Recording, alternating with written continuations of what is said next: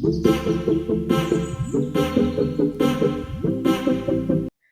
ಎಲ್ಲರಿಗೂ, ತುಂಬ ದಿನ ಆದಮೇಲೆ ವಿಡಿಯೋನ ಮಾಡ್ತಾ ಇದ್ದೀನಿ. ಇವತ್ತು ಶುಂಠಿ ಬೆಳ್ಳುಳ್ಳಿ ಪೇಸ್ಟ್ನ ಮಾಡ್ಕೊತಿದ್ದೆ. ಹಾಗೆ ಇದನ್ನು ನಿಮ್ಮ ಜೊತೆ ಶೇರ್ ಮಾಡ್ಕೊಳ್ಳೋಣ ಅಂದ್ಕೊಂಡಿದ್ದೀನಿ. ಹಾಗೆ ನಾನು ಯಾವ ಥರ ಶುಂಠಿ ಬೆಳ್ಳುಳ್ಳಿ ಪೇಸ್ಟ್ ಮಾಡ್ಕೊಳ್ತೀನಿ, ಹಾಗೆ ಇದನ್ನು ಫ್ರೆಶ್ ಆಗಿ ಯಾವ ಥರ ಸ್ಟೋರ್ ಮಾಡಿಟ್ಕೊಳ್ಳೋದು ಅನ್ನೋದನ್ನ ಇವತ್ತು ಶೇರ್ ಮಾಡ್ತೀನಿ. ಏನೇನು ಕೆಲವೊಂದೆಲ್ಲ ಟಿಪ್ಸ್ನ ನಿಮ್ಮ ಜೊತೆ ಶೇರ್ ಮಾಡ್ಕೊಳ್ತೀನಿ. ಸೊ ಇದನ್ನು ಯಾವ ಥರ ಬಿಡಿಸ್ಕೊಳ್ಳೋದು ಈಸಿಯಾಗಿ, ಬೆಳ್ಳುಳ್ಳಿ ಸಿಪ್ಪೆನ ಹಾಗೆ ಈ ಶುಂಠಿಯ ಸಿಪ್ಪೆನ ಅಂತ ಅದನ್ನು ಹೇಳ್ತೀನಿ, ಬನ್ನಿ. ಆಲ್ರೆಡಿ ನಾನಿಲ್ಲಿ ಶುಂಠಿ ಮತ್ತು ಬೆಳ್ಳುಳ್ಳಿನ ಕ್ಲೀನ್ ಮಾಡಿ ಬಿಡಿಸಿ ಇಟ್ಟಿದ್ದೀನಿ. ಬಟ್ ನಿಮಗೆ ಈಸಿಯಾಗಿ ಯಾವ ಥರ ಬಿಡಿಸೋದು ಅಂತ ತೋರ್ಸೋಕ್ಕೆ ಒಂದಿಷ್ಟು ತೆಗೆದಿಟ್ಟಿದ್ದೀನಿ. ಫಸ್ಟ್ ಏನು ಅಂತ ಹೇಳಿದರೆ, ನೀವು ಶುಂಠಿನ ನೀವು ಒಂದು 5 ನಿಮಿಷ ನೀವು ನೀರಲ್ಲಿ ನೆನೆಯೋಕ್ಕೆ ಹಾಕೋಬೇಕು. ಅದಾದ ನಂತರ ಇದನ್ನು ಕ್ಲೀನಾಗಿ ವಾಶ್ ಮಾಡ್ಕೊಳ್ಳಿ. ವಾಶ್ ಮಾಡಿಕೊಂಡು ತಗೊಂಡು ಏನು ಅಂತ ಹೇಳಿದ್ರೆ, ಈ ಶುಂಠಿ ಮೇಲೆ ಸಿಪ್ಪೆ ಕಾಣಿಸ್ತಿದೆಯಲ್ಲ ನೋಡಿ, ಈ ಥರ ಸ್ಪೂನ್ ಇರಬೇಕು. ಈ ಥರ ಸ್ವಲ್ಪ ಶಾರ್ಪ್ ಇರಬೇಕು.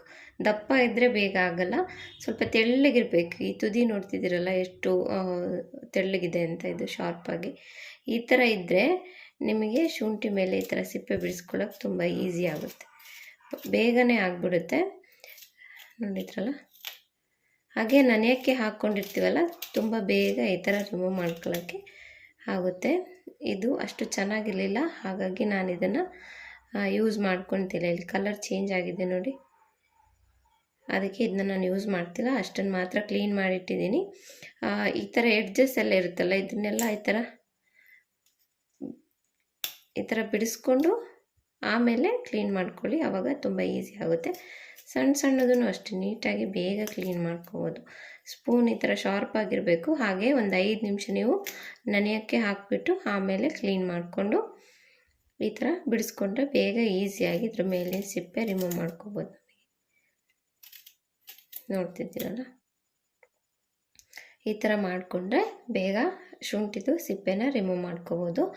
ಹಾಗೆ ಇದನ್ನು ಯೂಸ್ ಮಾಡ್ಕೊಳ್ತಿಲ್ಲ. ಇಲ್ಲಿ ಸ್ವಲ್ಪ ಪಿಂಕಿಶ್ ಆಗಿದೆ ನೋಡಿ. ಈಗ ಒಂದು ಮೇಲೆ ತಲೆನ ರಿಮೂವ್ ಮಾಡಿಬಿಟ್ಟು ಒಂದು ಲೇಯರ್ನ ಈ ಥರ ಬಿಡಿಸ್ಕೊಂಡು, ಮತ್ತು ಇಲ್ಲಿ ಕೆಳಗಡೆ ತುದಿನ ಇಟ್ಕೊಂಡು ಈ ಥರ ಸ್ವಲ್ಪ ತಿರುಗಿಸ್ಬೇಕು. ತಿರುಗಿಸಿ ಈ ಥರ ಮಾಡಿದರೆ ಆರಾಮಾಗಿ ರಿಮೂವ್ ಆಗುತ್ತೆ.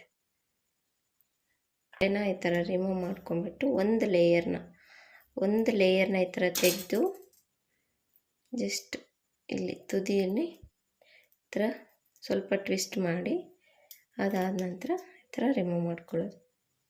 ಇಟ್ಕೊಳ್ಳಿ, ಮೇಲೆ 2 ಬೆರಳು ಈ ಥರ ಇಟ್ಕೊಳ್ಳಿ, ತುದಿಯಲ್ಲಿ 2 ಬೆರಳು ಈ ಥರ ಇಟ್ಕೊಂಡು ಟ್ವಿಸ್ಟ್ ಮಾಡೋದು. ಬೇಗ ರಿಮೂವ್ ಆಗುತ್ತೆ. ಸಣ್ಣದಾದರೂ ಎಸಳುಗಳು ಸಣ್ಣದಾದರೂ ತೊಂದರೆ ಇಲ್ಲ, ದೊಡ್ಡದಾದರೂ ಪರವಾಗಿಲ್ಲ. ಬಟ್ ರಿಮೂವ್ ಮಾಡೋಕ್ಕೆ ಈಸಿ ಈ ಮೆಥಡು. ನಾನು ಇದನ್ನೇ ಫಾಲೋ ಮಾಡೋದು. ಸೊ ಖಂಡಿತ ಟ್ರೈ ಮಾಡಿ ನೋಡಿ.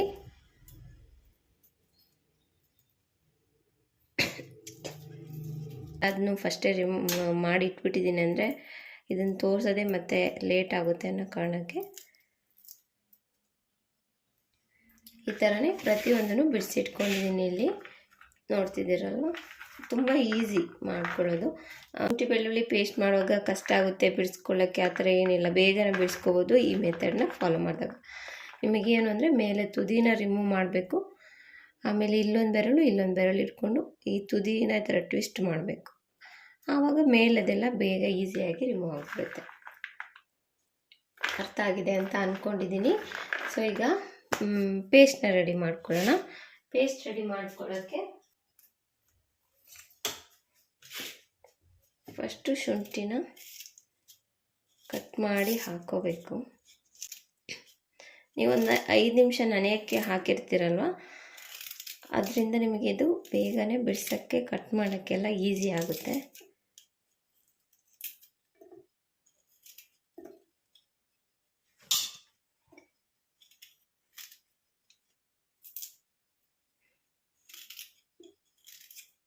ಇದನ್ನು ನೆನೆಯೋಕ್ಕೆ ಹಾಕಿಬಿಟ್ಟು ನೀವು ಬೆಳ್ಳುಳ್ಳಿನ ಬಿಡಿಸ್ಕೊಬಿಡಿ, ಆವಾಗ ಈಸಿ ಆಗುತ್ತೆ. ಅದ್ರ ಪಾಡಿಗೆ ಅದು ನೆನೀತಾ ಇರುತ್ತೆ, ನೀವು ಬೆಳ್ಳುಳ್ಳಿ ಬಿಡಿಸಿ ಆಗೋಷ್ಟರೊಳಗೂ ಇದು ನಂದಿರುತ್ತೆ. ಅದಾದ ನಂತರ ಇದರ ಸಿಪ್ಪೆನ ಈಸಿಯಾಗಿ ರಿಮೂವ್ ಮಾಡ್ಕೋಬೋದು.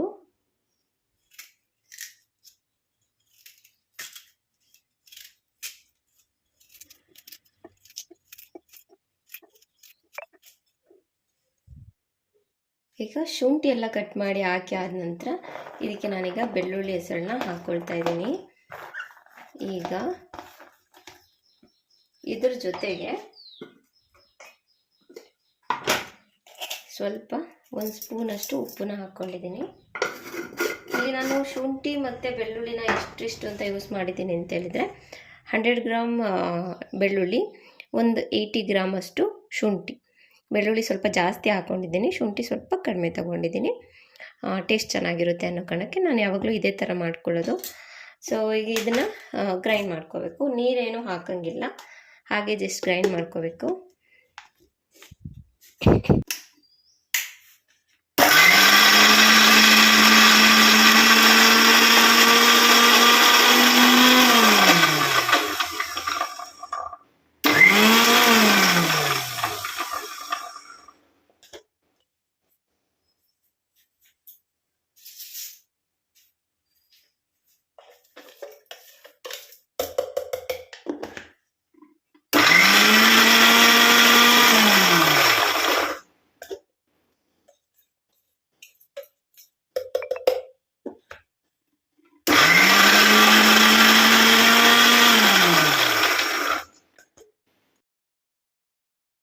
ಹೀಗೆ ಗ್ರೈಂಡ್ ಮಾಡ್ತಾ ನೀವು ಮಧ್ಯದಲ್ಲಿ ಸ್ವಲ್ಪ ಸ್ಪೂನಲ್ಲಿ ಅದನ್ನ ಎಲ್ಲ ತಿರುಗಿಸಿ ಕೊಟ್ಟು ನೀವು ಇದನ್ನು ಗ್ರೈಂಡ್ ಮಾಡ್ಕೋಬೇಕು ಮಧ್ಯದಲ್ಲಿ.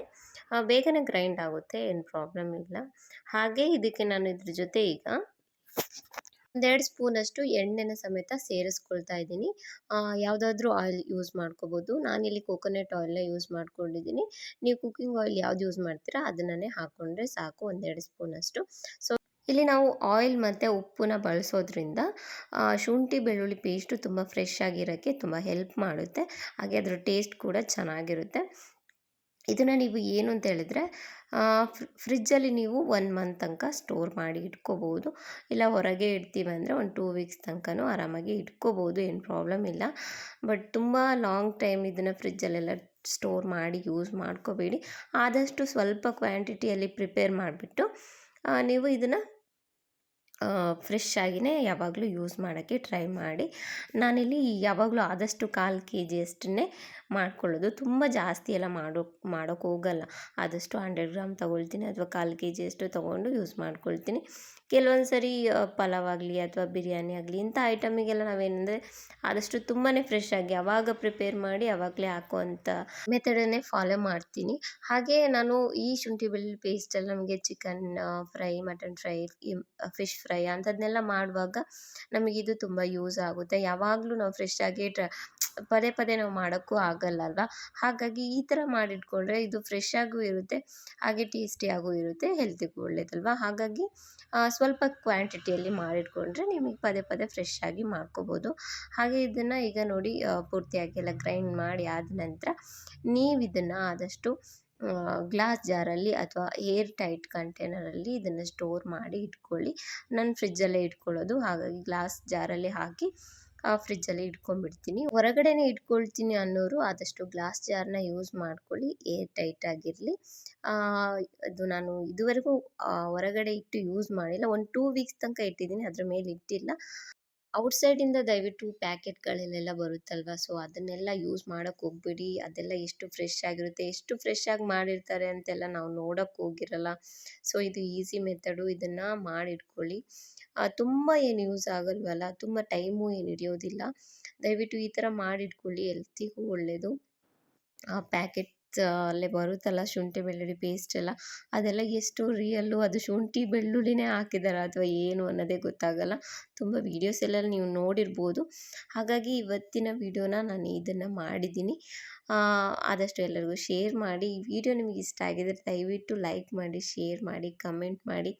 ಇದೇ ಥರ ಇನ್ನೂ ಒಂದೊಳ್ಳೆ ಕಂಟೆಂಟ್ ಜೊತೆ ಮತ್ತೆ ಸಿಗ್ತೀನಿ. ಅಲ್ಲಿವರೆಗೂ ಬಾಯ್.